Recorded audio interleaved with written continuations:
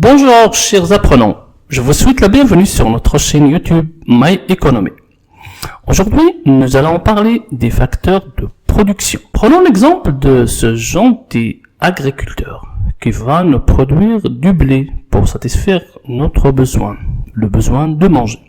Il aura besoin d'un terrain, de la terre fertile et des machines afin d'améliorer sa production, mais également il fera appel à des ouvriers.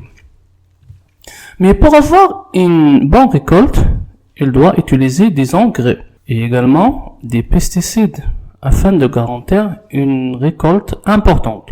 Donc nous avons vu que cet agriculteur a utilisé la terre, les travailleurs, les machines, les engrais et les pesticides. C'est ce qu'on appelle les facteurs de production.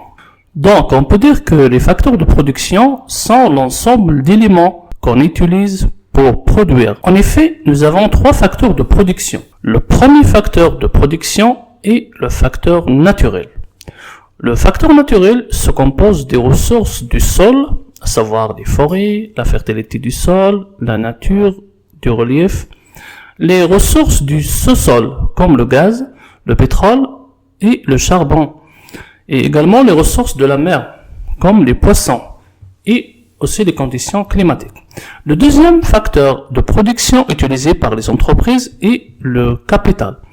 On peut distinguer entre le capital technique et le capital financier. Le capital technique se compose du capital fixe, comme les machines, du capital circulant, comme la matière première, et le capital financier désigne les sommes d'argent utilisées par les entreprises pour acheter le capital technique.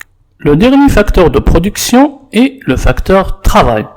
Par facteur travail, on entend la quantité de main-d'œuvre disponible ou utilisée dans un pays pour produire, c'est-à-dire la population active.